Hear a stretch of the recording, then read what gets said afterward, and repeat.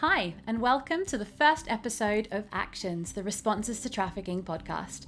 I'm Kathryn Baldacchino, and this is a podcast where I speak to people who are working in different ways to respond to trafficking in order to help share their work with other people also working in the field. Today, I'm delighted to share with you the conversation I had with Jean-Pierre Gauci, who works for the British Institute of International and Comparative Law, about an important research project that he's been working on. We spoke in July 2020 when the first project activities were still being finalised. So depending on when you're listening to this, the literature review and other project outputs might already be available. So check out the BIICL website for more information. All the links are in the show notes. So thanks for watching this episode. I hope you find this as informative and interesting as I did, and get in touch with any feedback or further questions via @ActionsPodcast on Twitter. Thanks and enjoy. I'm so pleased to be speaking to Jean-Pierre Gauci today. Jean-Pierre is a Senior Research Fellow in Public International Law and Director of Teaching and Training at the British Institute of International and Comparative Law, BIICL. I've known Jean-Pierre for quite some time. We've worked together in the same sector many moons ago in the tiny little island of Malta. And I think it's great that we also get to work in the same field again in the UK now. Jean-Pierre, welcome. Thanks so much for joining me today. Thank you very much for having me. It's really good to see you. You're looking very well and rested after a bit of leave I know you've had.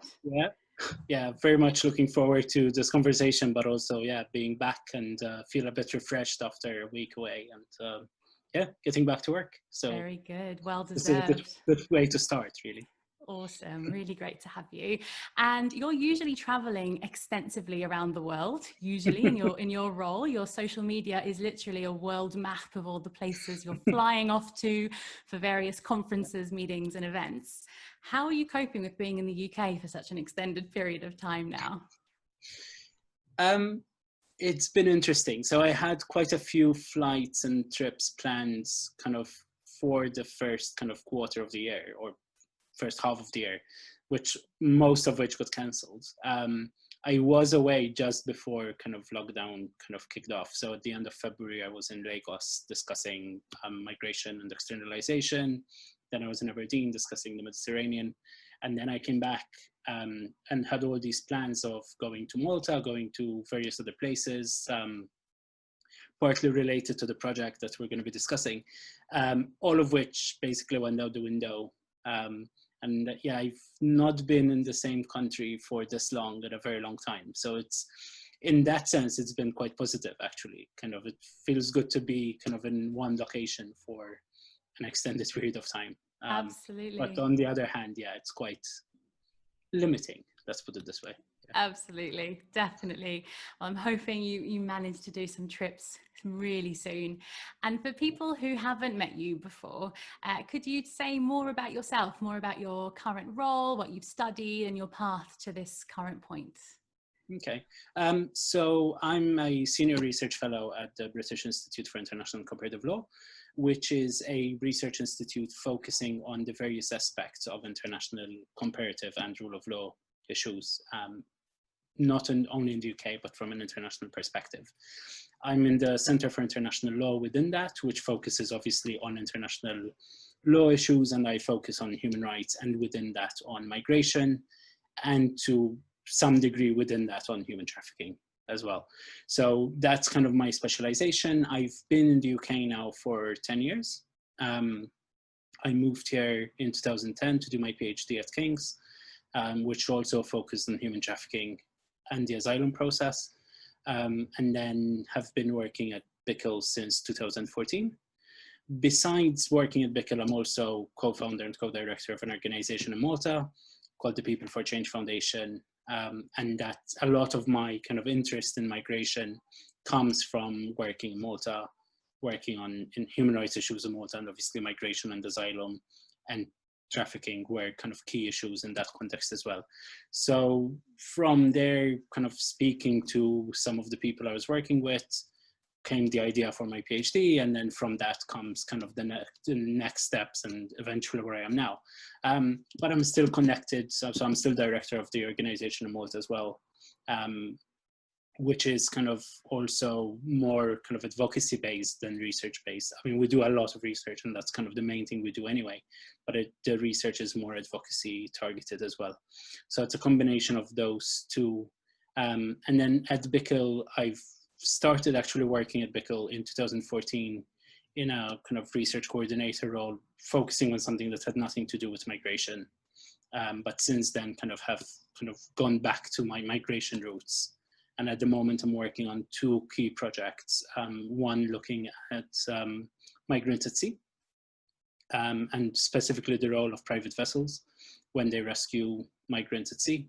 And then the second is the one that we'll be discussing, which is a project that looks at determinants of anti-trafficking policies. And then obviously my broader research is around trafficking and then around access to protection issues, primarily at sea, but not only. Really, really interesting. And I think there's a lot there actually once we start to think about the connection between asylum and trafficking based asylum claims, which I know is your focus as well. So yeah, a lot of juggling, it sounds like, as well, that you're doing. Yeah. And what is it that motivates you about this field, about this particular role that you're in at the moment? I like research, and I like research that is policy oriented. So both BIICL and PFC, kind of the research that we do is focused on policy change. So it's not research for the sake of research. And I find that very interesting, but also very kind of motivating in the sense that you can see an impact, even if it's not a direct impact right away. I think the other thing that keeps me motivated is that there are so many angles to the same issue, right? So I feel like as an international lawyer, you can literally cover most areas of international law within the area of migration. And I think that's also extremely interesting. So my focus obviously is on international law, I should say. And I kind of come to the trafficking issue and the migration issue from a legal perspective, even though obviously over the years I've done work, kind of research and other work from a policy perspective, political science perspective, to a lesser degree social science perspective, and working with various colleagues who are social science experts, etc. So it's been a really interesting process, and I think that conversation between disciplines, but also across the various issues that come within migration, is kind of what motivates me. Basically, you can do migration for 20 years and not spend more than a couple of weeks working on a singular issue. And I think that's really interesting and motivating. Absolutely. And so true about that interdisciplinary approach as well, and how you very much need to have like a broad spectrum understanding of the social implications, the legal implications, and be able to thread those things together. Yeah. And I think it's also realizing that the law is only part of a solution, right? I mean, sometimes the law is the problem as well, but many times, let's put it this way, the law is part of the solution. And I think that's where the interdisciplinary angle comes in, which is realizing that it's only part of the solution and not the whole solution to all problems. And I feel like sometimes lawyers, especially international lawyers, we do tend to think that international law has the solution for everything. And I think that is a limiting factor for us in the sector, because we do kind of assume that the only way you change things is through international law. And I think based on the last 15 years of working in this area, I think international law is one of the factors that improves things, but it is also the result of that improvement. So the law changes because our perceptions of issues changes and the way we think about issues changes. And I think that's, that's an interesting cycle to go through, I think. That I think at different points over the last 10, 15 years, I've kind of thought more or less that the law was the solution to everything. That's really interesting, and really validates the role of civil society organizations and people working on the front line, and people with lived experience, and how that should be then informing changes and developments in the law. Yeah.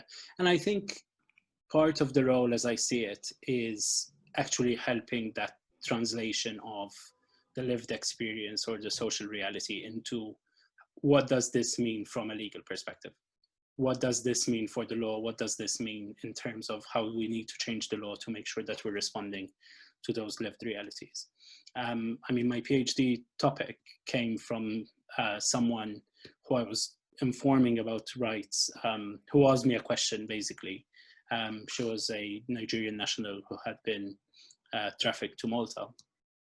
And she asked me a question which eventually became my PhD question. And a lot of the work I've done since then has revolved around answering that one question, essentially, which is what happens to me after I'm done collaborating with the authorities, which I still think is one of the biggest weaknesses in anti-trafficking law, for example, and one where we don't have, the law still does not provide us with a solution. Right? Yeah, I couldn't agree more. That's absolutely right. And we'll definitely be able to discuss that a little bit more later on. Could we focus then a little bit more on BIICL as an organisation, which is a great acronym for the way it rolls off the tongue, and it stands for the British Institute of International and Comparative Law. It's a leading international research centre and contains the Bingham Centre for the Rule of Law as well.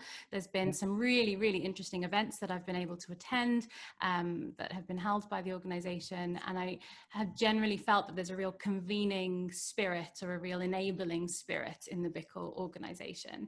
For the benefit of those less familiar with the organisation, can you share more about what it is, what it does, and how it came into being? Yeah. So we're an organisation that's 60 years old. And we came together, the kind of coming together of two other organizations, one of which is now 105 years old and one of which is even older than that. And the idea is that it is a research institute which is completely independent from universities, governments, etc. And we focus on the various areas of international law and promoting international law amongst kind of the legal public in the UK. So our audience is obviously very broad, but we do target a legal public in many ways through our work.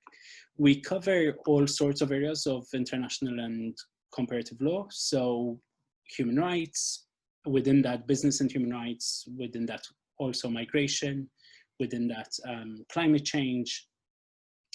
We have people working on investment law, we have people working on trade law, we have colleagues who work on the rule of law, and specifically, so the Bingham Centre that you mentioned focuses primarily on the UK, but not only, obviously. So we do a lot of the kind of international rule of law stuff, but also linking those various things together. So I think what BIICL is very good at is, one, being a convening hub for kind of people within, but also external to the organization, that come together at events or come together at conferences, webinars, podcasts, whatever else, but also within the organization linking the various issues. So for example, I am currently involved in some work with a colleague on cultural heritage, climate change, and migration in the Pacific.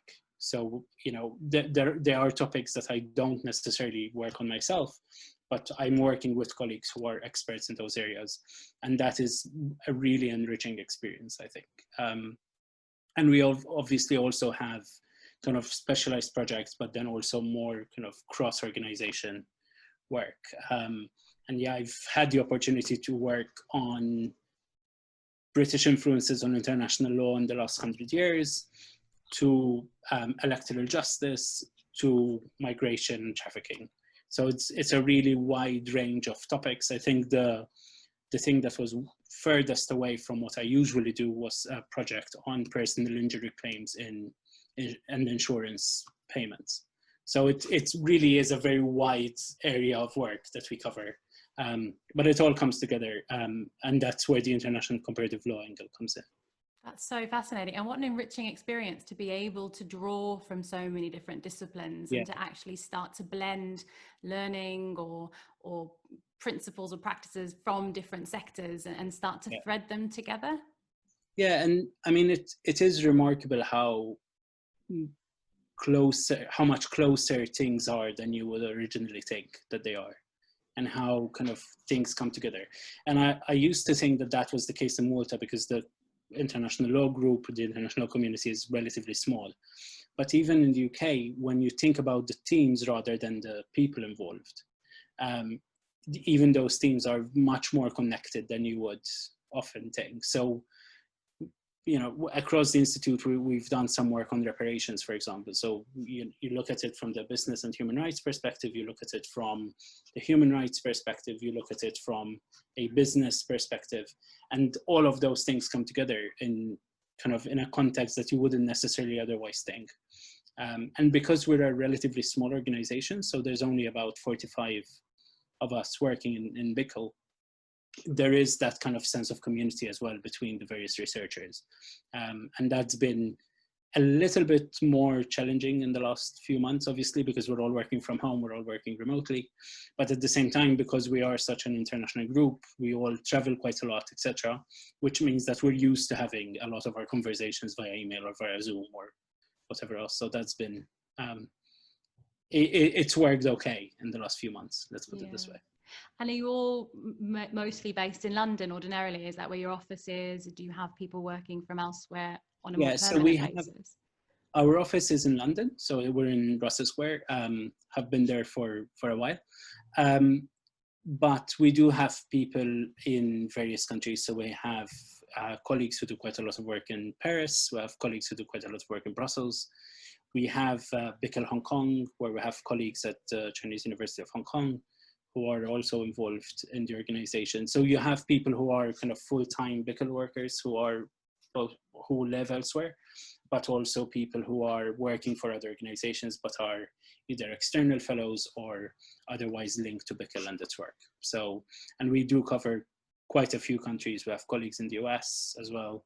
And we're kind of on a global outreach stage of the organization at this point, where we're trying to reach out to various other countries as well and kind of develop relationships there, whether it's with universities or with similar research institutes or with individual researchers, essentially. Excellent. Certainly gives you a really varied and broad perspective, I think, in the organization, doesn't it, to reach out in that way. Excellent. So let's focus then specifically on the project, the Determinants of Anti-Trafficking Efforts project. And then within that, there's a newer COVID-related project embedded within that. And I've really enjoyed being involved in quite a minor way, as in an advisory capacity in that project. But I've been really interested to follow the developments and the findings. And I do think it's quite an ambitious project. It's, to my knowledge, the first of its kind, really examining the factors that contribute to efforts to respond to trafficking. So can you tell us more about the project? What is it and what are you doing on it? Yeah, so the project is a 2-year project that we started at the end of last year. It's funded by the Department of State of the US government. And it's a project that looks at why do countries improve their anti-trafficking policies, essentially. So what we're trying to understand is what are the factors that influence governments in improving or not improving their anti-trafficking responses across prosecution, protection, and prevention. So across the 3 Ps in the kind of traditional jargon. So we're doing that through a number of different streams. So the first one is a literature review, which has involved kind of looking at academic and grey literature usually on policy developments, and from that trying to kind of extrapolate some of the findings that are specific to what caused those changes, because there's very little actually written about what causes changes. And what has been written is actually focused usually on kind of a few countries at best, or on one determinant in particular. So that's one stream. The second stream is looking at kind of quantitative analysis. So looking at different indices, whether it's GDP, whether it's obviously the TIP report, whether it's the Modern Slavery Index, whether it's the Transparency International Corruption Perception Index, the Rule of Law Index by the World Justice Project, and trying to understand, are there correlations between improvements in one of those areas compared to improvements in anti-trafficking responses. So that's a kind of second stream, or the second part of the first stream, which is the desk research stream. So the next part then is expert interviews. And originally we set out to do 25 interviews. We've actually ended up doing a lot more than that. We're at 45, I think, at the latest count, and we're still kind of organizing a few more. And that's trying to understand from experts working at the international level on trafficking, what are their opinions about what are the factors that influence anti-trafficking efforts. The next stream is a global survey. So this is something that we're in the middle of kind of creating at the moment. We're coming up with the survey questionnaire. And that is one that we'll send out, and hopefully some of your listeners will be able to respond to those, to that survey as well. But we're hoping to send that out to kind of the global anti-trafficking movement to get their perception of what are the factors that influence anti-trafficking efforts. And then we're also doing a series of case studies, which will start towards the end of this year. And we're looking at 10 countries that have improved their anti-trafficking policies over the last 10 years, or at least the indices indicate that they have, and trying to understand what are the factors that influence that in those particular countries. So the survey will give us kind of the global picture, whilst the case studies will hopefully give us a bit more of the meat behind those findings. And I mean, as far as I'm aware, at least, this is the first of its kind research looking at determinants and looking at determinants across kind of across the globe, but also looking at across various determinants. So not looking specifically at one determinant against one index. So yes, it is an ambitious project. I'm very lucky to be working with an excellent team of researchers at BIICL, Idel, Iris, and Victoria, who is the project manager. And basically, it is an ambitious project. We're also working with consultants. We'll have kind of national consultants for the case studies. So and we have the experts panel of which you're a member.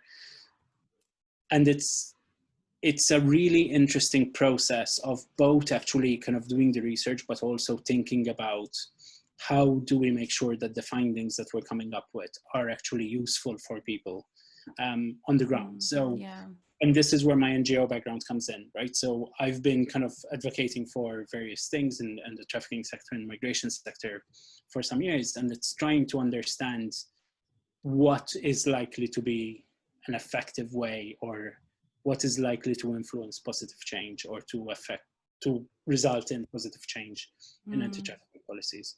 So you're really hoping to make something that is useful and usable and practical for the sector. Yeah, exactly. And I think that's also where the expert panel and kind of working with colleagues, including some of the experts we're interviewing, etc., is really important, because they can help us translate kind of research findings, which can be quite heavy, into something that is actually useful on the ground.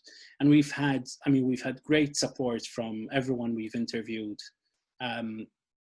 The funder, the State Department, the grant officer there, or the project officer there, have all been incredibly supportive of this work and what we're doing. And yeah, it's ambitious, but I think it's something that's also quite important to do. Yeah. And it's something that is likely to result in positive change, hopefully.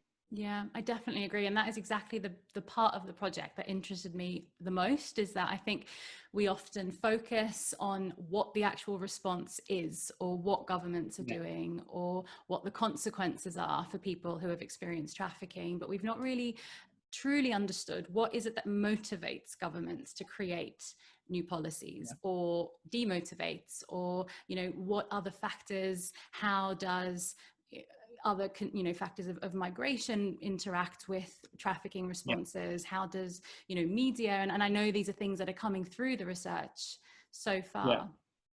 What are some of the themes coming through the literature review that you're starting to see so far?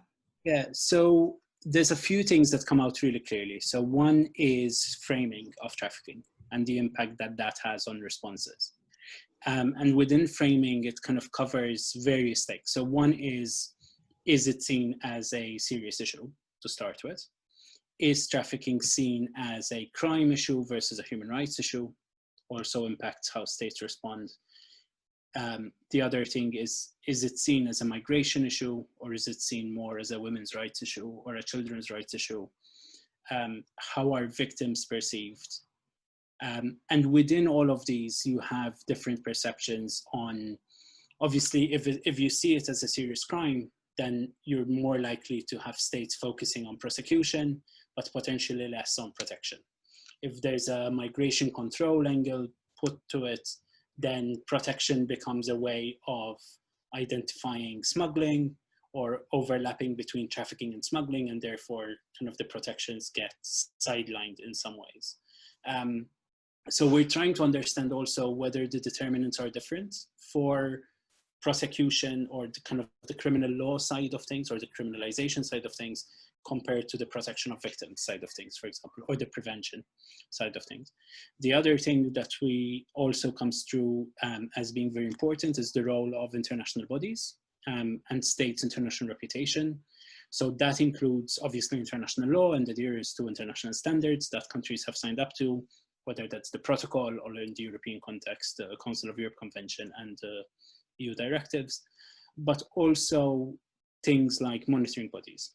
So whether it's Greta, etc., but also individual countries' monitoring bodies, and obviously the key example of that is the US TIP report, which we see as something that comes across as being, whilst you have countries and you have experts who say, okay, there are problems with how certain countries are scored, etc., it is still something that influences states in their anti-trafficking efforts. And I mean, we see this, you know, in our work, where states are more likely to do things if they think it's going to improve their ranking in those rankings by other states, whether it's the US Department of State or others. So that's another key thing that comes across. And then the other thing which is related to framing is kind of media perceptions or kind of the public understanding of trafficking. And there we see a lot of kind of what one of the people that we interviewed called the taken effect, where you kind of see trafficking as this very kind of hyper-violent, kind of physical violence area, where then a lot of the other forms of trafficking that we know exist, but that might not be as physically violent, are not seen as being trafficking. And equally there, we see some of the problems that come across with the terminology that we use for trafficking, including around kind of modern slavery and the perception that comes from the word slavery and the links there. So I think those are some of the initial findings anyway, that are coming through in terms of determinants. And again, they vary a lot with whether the victims are nationals or whether they're migrants. Interestingly enough, we have seen some research, and some of our interviewees have actually highlighted that sometimes the migrant victims are identified sooner, partly because of the migration connection, but partly because of the relationship between the state that's receiving those victims and the state from where they are. But obviously these are all very initial findings. And most of these, unfortunately, are based on people's perception of kind of how they perceive things, because as you said, most of the research that's been done and most of the analysis that's been done is all about what has been the policy change, what is the response, rather than what has caused the response. The other thing I will say that came across as being quite important, and the UK was mentioned multiple times as the example of this, is the role of individuals as kind of pushing that, the anti-trafficking agenda. And in the UK, Theresa May comes across multiple times in our interviews and in our research as someone who kind of really heralded forward an anti-trafficking response. Now, obviously, there are different views on how effective that response was and what the reasons behind that response were, but the role of particular individuals kind of really pushing forward. And related to that is the role of NGOs. We see in many countries that NGOs are critical in influencing government anti-trafficking responses, partly because they are offering the services themselves, which is obviously somewhere in between kind of influencing government, but at the same time offering the service. So the response of the country is better because that NGO is offering the service. And obviously that comes with all sorts of support or pushback from governments, depending on the context that you're talking about. Related to NGOs is the role that trade unions can play. And that is one area where we see there isn't much analysis yet, but it's an area where we see that there isn't much of a response yet by trade unions. So we see trade unions active in migration and labor migrants' rights, in various countries, but they're kind of, it's not something that comes across as being particularly strong, with a few exceptions in various countries, obviously, and in various regions as well. That's so fascinating. And I think there's a lot there to digest, actually. And I think the thing that struck me as you were talking was actually, it feels the more you start to unravel one or two of the threads, you start to see actually how they're all intertwined. And as you were talking about framing and certain individuals that might be really pushing the agenda, or the role of NGOs, and even the very existence of NGOs might have a lot to do with, you know, so many other factors as well. So I think the more you start unraveling, actually, it does seem that it's all connected somehow. It is all connected. And it's, so one of the things we try to do for the literature review is actually map how the different determinants are connected. And I'm not particularly artsy, but I could not find a way to depict that without it looking like a complete mess. I can imagine. Because they are so intertwined. Yeah. And, you know, we kind of did create categorizations of like positive and negative, and then internal pressure points versus external pressure points, or structural issues versus pressure points. But even there, I mean, the same thing can at the same time be a determinant and an outcome. So political will is kind of at the basis of a lot of what the project is looking at. But one of the things that we've realized is the extent to which political will is itself an outcome of other things that change or influence that political will. Yeah. But at the same time, if you look at a lot of the literature, it talks about political will as a determinant of other outcomes. So the same thing at the same time is an outcome and a determinant. But also the same thing can be a structural factor and a pressure point. And at different points in time, the same thing can be positive and negative. I think those interconnections is what I'm hoping that the project will continue to kind of develop, and hopefully we'll find a good way of presenting those interconnections and just how important different things are. I think one of the things that the project is trying to look at is not only what are the factors, but also how important are different factors. And I think that is something that you don't quite get from the existing literature yet. Is obviously in different countries, different things will be more or less important. And at different times, different things will be more or less important. But I think it is something that's kind of a little bit like election polling, where, you know, people are polled on various issues, but some issues are things that you care about, but not that much. And some things are things you will vote for a particular individual or party because they take a particular stand on that issue. So clearly that is much more relevant in terms of polling. And I think that is the sort of thing that we also hope to get out of this, which is to understand what are the factors, but how important are each of those factors in influencing policy. So in many ways, the report and the findings and the research itself isn't necessarily going to be able to provide a magical formula that says if these conditions are in place, good policy will be created, but actually helping advocates, helping frontline workers, helping policymakers to really assess what are the factors, what are the determinants in my context, and how do I utilize those to help improve policy change? Yeah, exactly. I don't think there is a single answer to this question. I think the realities in different countries are so diverse. The realities across, you know, even if you just think of COVID, the response to COVID, but also the way COVID has impacted anti-trafficking efforts in the last 6 months, one is so different across different countries.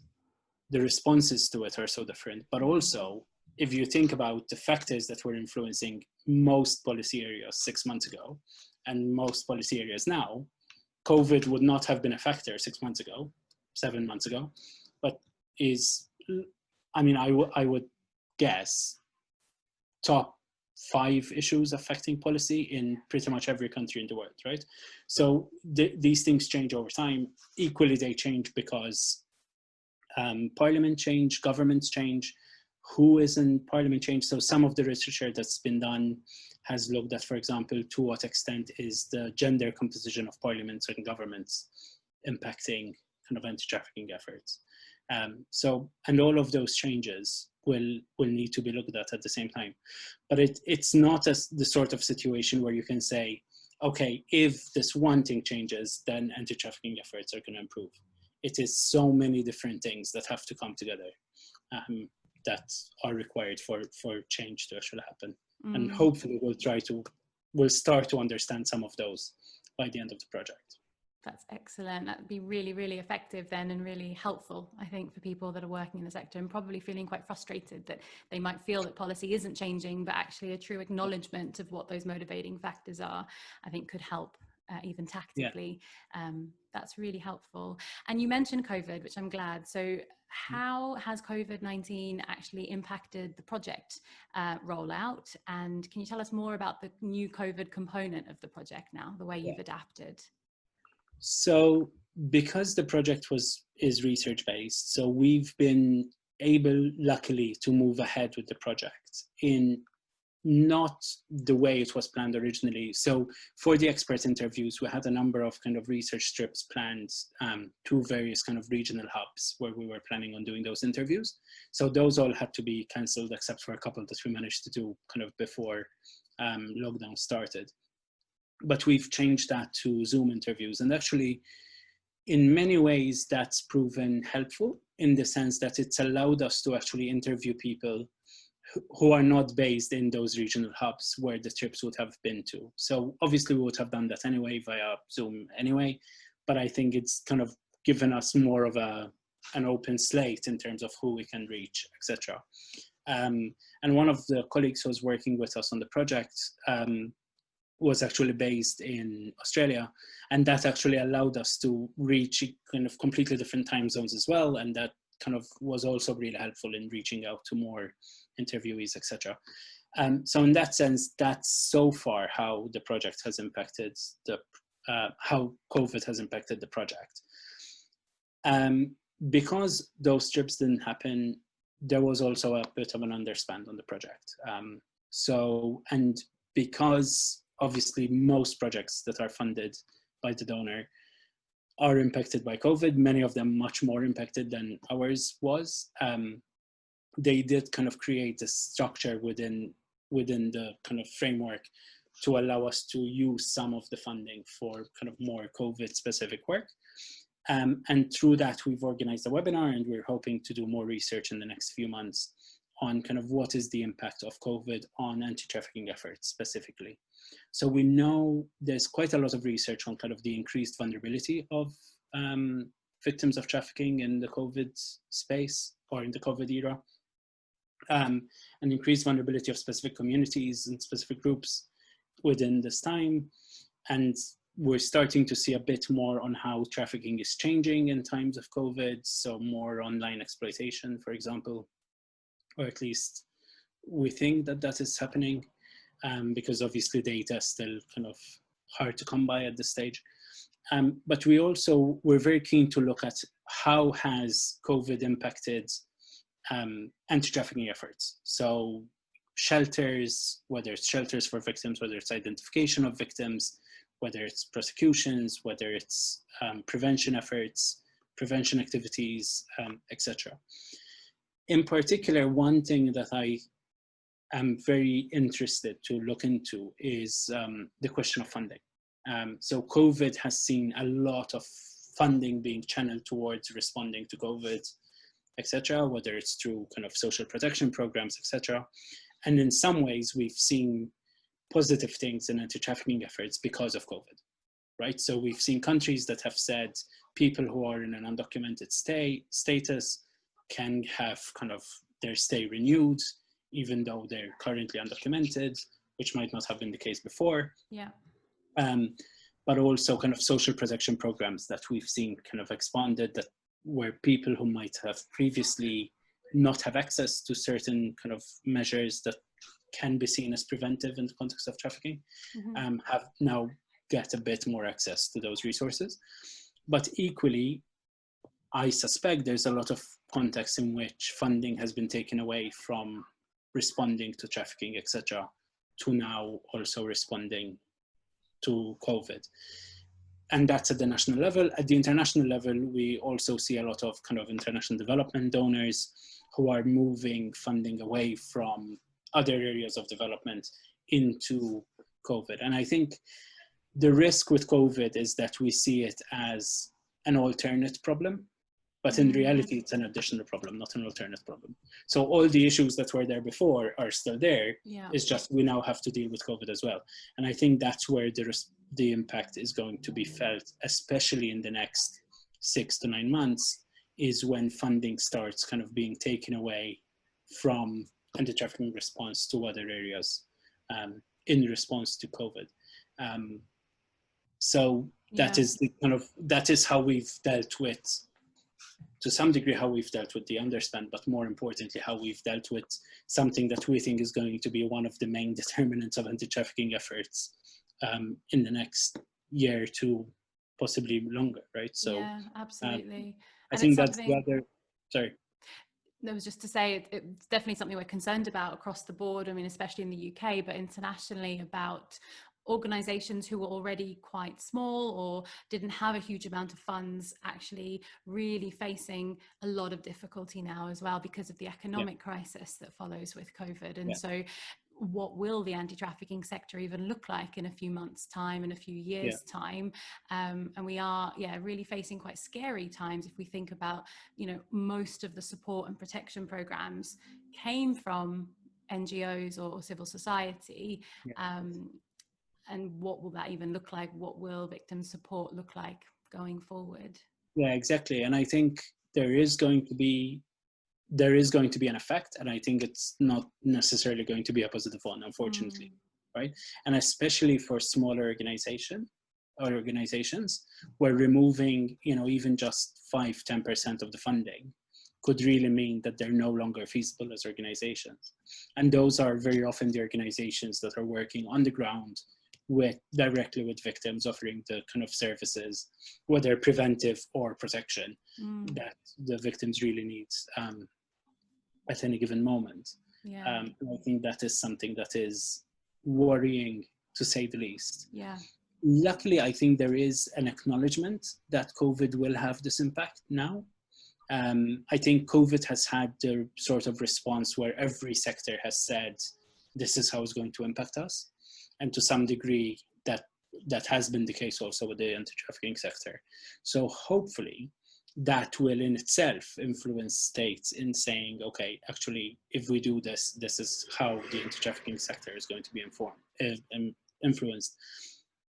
But we will see. And obviously, again, that response will change depending on the country, depending on kind of whatever other factors that would usually influence anti-trafficking efforts are also likely to influence how something like COVID or the response to COVID will influence the anti-trafficking measures in those countries. Absolutely. Yeah. And it is very concerning, very worrying to think, right, as you said, right at the moment when there's more people vulnerable to being trafficked, when there's such a high level of risk, is right at the same time when a lot of organizations are potentially considering closing or reducing services. So definitely a big concern going forward. But and I mean, it's not like there was additional money, overflow funding in the sector before this happened, right? So that's the sector in most countries. I mean, the UK being a good example.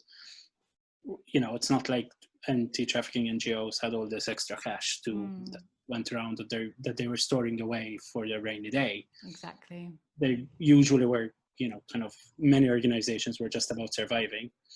And a lot of the organizations, and I think this is an issue with much of the human rights sector, especially within the kind of development, humanitarian / kind of migration and trafficking space, it's all project based, right? So many positions, so many roles are based on project funding, and if that project funding isn't coming because the funders that would usually fund those projects are funding COVID response projects, then that could be really problematic for many organizations working in this area.